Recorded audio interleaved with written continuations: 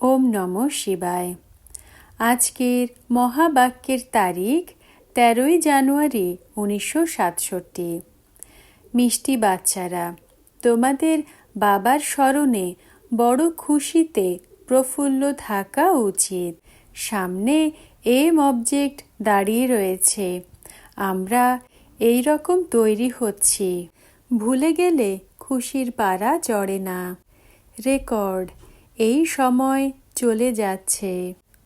মিষ্টি মিষ্টি হারানিধি নম্বর অনুযায়ী পুরুষার্থ অনুসারে আত্মিক বাচ্চারা এই গানের অর্থ বুঝেছে। নম্বর অনুযায়ী কেন বলা হয়? কেউ তো ফার্স্ট গ্রেডে বোঝে, কেউ সেকেন্ড গ্রেডে, কেউ থার্ড গ্রেডে বোঝে। বোঝার ক্ষমতাও প্রত্যেকের নিজের নিজের, নিশ্চয় বুদ্ধিও সবার নিজের। বাবা তো বোঝাতে থাকেন, এমনই মনে করো যে শিব বাবা এর দ্বারা ডাইরেকশন দিচ্ছেন। তোমরা আধা কল্প আসুরি ডাইরেকশনে চলে এসেছো। এখন এমন নিশ্চয় করো যে আমরা ঈশ্বরীয় ডাইরেকশনে চলছি, তো বিপত্তি কেটে যাবে। যদি ঈশ্বরীয় ডাইরেকশন বুঝতে না পারে, মানুষের ডাইরেকশন মনে করে, তো বিচলিত হয়ে যাবে।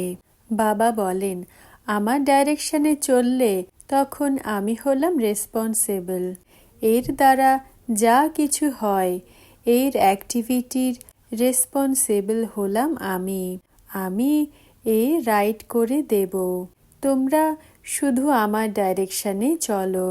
যে ভালোভাবে স্মরণ করবে সেই ডাইরেকশনে চলবে। যারা স্মরণই করে না, তারা শুধুমাত্র আসুরি ডাইরেকশনে চলে। প্রতি কদমে ঈশ্বরীয় ডাইরেকশনে চললে কখনো কোনো লোকসান হবে না। নিশ্চয়তেই রয়েছে বিজয়। অনেক বাচ্চারা এই সব কথাকে বোঝে না। অল্প একটু জ্ঞান হলেই দেহ অভিমানে চলে আসে। যোগ হলো অনেক কম, জ্ঞান তো হলো সহজ, হিস্ট্রি জিওগ্রাফিকে জানা। এখানে তো মনুষ্য কত সায়েন্স আদি পড়ে, কত চমৎকার। তো এই পড়া হলো অনেক সহজ। পরিশ্রম রয়েছে শুধু স্মরণের। কেউ বলবে যে বাবা আমি যোগে খুব ভালো থাকি। বাবা মানবেন না। বাবা প্রত্যেকের অ্যাক্টিভিটিকে দেখেন। বাবাকে যারা স্মরণ করে তারা তো গোলাপের মতো প্রস্ফুটিত থাকে। স্মরণ করে না, এই জন্য উল্টো পাল্টা কাজ হতেই থাকে। অনেক রাত দিনের পার্থক্য রয়েছে। এখন তোমরা এই সিঁড়ির চিত্রের ওপরে খুব ভালোভাবে বোঝাতে পারো। এই সময় হলো কাঁটার জঙ্গল। এ বাগিচা নয়, এ হলো জঙ্গল। জঙ্গলে আসুরি সম্প্রদায়রা থাকে। এ হলো সব জঙ্গলি বাদর। বাদরেরও অনেক প্রজাতি হয়, তাই না? অ্যাপস মাঙ্কি জঙ্গলে থাকে। মানুষদেরও অ্যাপসের টাইটেল দেওয়া হয়েছে। সন্ন্যাসীরাও গিয়ে জঙ্গলে থাকে। তারা হলো যেন বড় অ্যাপস, বাবাকে জানেই না। মানুষ যদি নিজের আত্মা আর পিতা পরমাত্মাকেও না জানে, তাহলে তো অ্যাপসের থেকেও খারাপ হলো, তাই না? তোমাদের মধ্যেও অনেক কম রয়েছে যারা নিজেকে যথার্থ রীতি জানে আর বাবাকে যথার্থ রীতি স্মরণ করে। বাবা বলেন, আমি যে, আমি যেমন, এমন মনে করে আমাকে স্মরণ করা হলো খুব কঠিন। তাহলে তো বাদর সম্প্রদায় হয়ে গেল, তাই না? বাবাকে রাম বলা হয়। তোমরাও বাদর ছিলে। এখন তোমাদের মন্দিরের যজ্ঞ বানিয়ে সমস্ত ওয়ার্ল্ডের রাবণ রাজ্যের থেকে ছাড়ান। কত বোঝার মতো কথা। এ তো ক্লিয়ার বোঝানো উচিত যে ভারত ফুলের বাগিচা ছিল। বৈকুণ্ঠে জঙ্গলি বাদররা থাকে কি? সেখানে তো দেবী দেবতারা থাকে। এখানে তো দেখো মনুষ্য বাদর থেকেও খারাপ। বুদ্ধিতে আসে যে এখানে তো যেন বাদরই বাদর, কোথায় যাই? এমন বাদরদের সাথে তো আমরা কথা বলতে পারি না। এ তো তোমাদের কাজ হলো বোঝানো। আমার কি দরকার পড়েছে মিলিত হওয়ার? বাচ্চাদের অনেক যুক্তি থাকা উচিত। এত বাচ্চা যখন বসে আছে তো বাবা বাইরের লোকের সাথে কেন মিলিত হবে? বাবা তো হলেন হাইয়েস্ট অথরিটি। প্রজাপিতা ব্রহ্মাও হলো হাইয়েস্ট অথরিটি। এই দুজন হলো সব থেকে বড় অথরিটি, শিব আর প্রজাপিতা ব্রহ্মা। আত্মারা হলো শিব বাবার বাচ্চা, আর সাকারে আমরা ভাই বোন সব হলাম প্রজাপিতা ব্রহ্মার বাচ্চা। এ হলো সবার গ্রেট গ্রেট গ্র্যান্ডফাদার। এমন হাইয়েস্ট অথরিটির জন্য আমাদের বাড়ি চাই। তোমরা এমন লেখো, তারপর দেখো বাদরদের বুদ্ধিতে কিছু আসে? শিব বাবা আর প্রজাপিতা ব্রহ্মা, আত্মাদের বাবা আর সমস্ত মনুষ্যদের বাবা।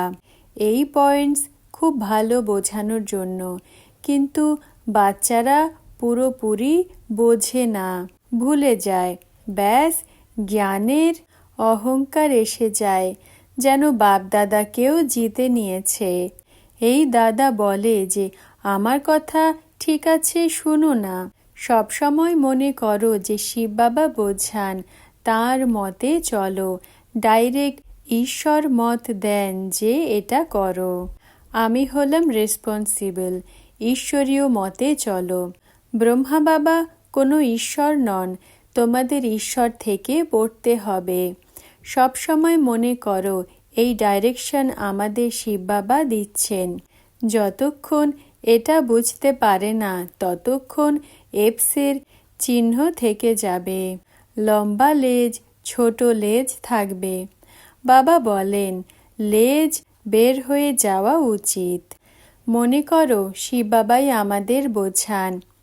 তো এ হলো কাঁটার জঙ্গল, যাতে হিউম্যান জানোয়ার থাকে। মানুষই বাদুর সমান, তাই না? চেহারা তো মানুষেরই। এই লক্ষ্মী নারায়ণ ভারতের মানুষ ছিল, তাহলে এদের কেন নমস্কার করে, পূজন করে? তোমরা বলতে পারো এরা শিবালয়ের অধিবাসী ছিল। তোমরা হলে পতিতালয়ের অধিবাসী। এতে ভয় পাবার কোনো কথা নেই। অনেক বাচ্চা রয়েছে যাদের নিজের নেশা চড়ে থাকে। ডিফেক্ট তো অনেকের মধ্যেই রয়েছে না? যখন পুরো যোগ হবে তখন বিকর্ম বিনাশ হবে। বিশ্বের মালিক হওয়া কোনো মাসির ঘর না। বাবা দেখতে থাকেন যে মায়া কেমন একদম নাক ধরে গর্তে ফেলে দেয়। বাবার স্মরণে তো অনেক খুশিতে প্রফুল্ল থাকা উচিত। সামনে এম অবজেক্ট রয়েছে, আমরা এই রকম তৈরি হচ্ছি। ভুলে গেলে খুশির পাড়া চড়ে না। বলে যে আমাকে নেষ্ঠাতে বসাও। বাইরে আমরা স্মরণ করতে পারি না, এখানে নাক ধরে বসিয়ে নেষ্ঠা করানো হয় কি? স্মরণে থাকে না, বুদ্ধি এদিকে ওদিকে দৌড়ে বেড়ায়। ব্রহ্মা বাবা নিজের উদাহরণ দিয়ে বলেন যে নারায়ণের কত পাক্কা ভক্ত ছিলাম। সবসময় নারায়ণের চিত্র সাথে রাখতাম, তবুও পুজোর সময় বুদ্ধি এদিকে ওদিকে দৌড়াতো। এতেও এমনই হয়। বাবা বলেন চলতে ফিরতে বাবাকে স্মরণ করো। বসার অভ্যাস করো না, না হলে তো সারাদিনে স্মরণই থাকবে না। বলে যে বোন নেষ্ঠা করাও, নেষ্ঠার তো কোনো অর্থই নেই। বাবা সবসময় বলেন যে স্মরণে থাকো। এক জায়গায় বসেই স্মরণ করার অভ্যাস বা স্বভাব হওয়া উচিত নয়। কোনো কোনো ব্রাহ্মণী এমন অভ্যাস করিয়ে দেয়, তো তখন বারবার বলে যে আমাদের নেষ্ঠাতে বসাও। অনেকের অভ্যাসে পরিণত হয়ে গেছে। এ তো অল্পকালের শান্তি হয়ে গেল, বাকি সারাদিন অশান্তিতে থাকে। চলতে ফিরতে বাবাকে স্মরণ না করলে তো পাপের বোঝা কি করে নামবে? মহাবাক্যের শেষের অংশ পরবর্তী ভিডিওতে আপলোড করা হবে। ওম নমঃ শিবায়।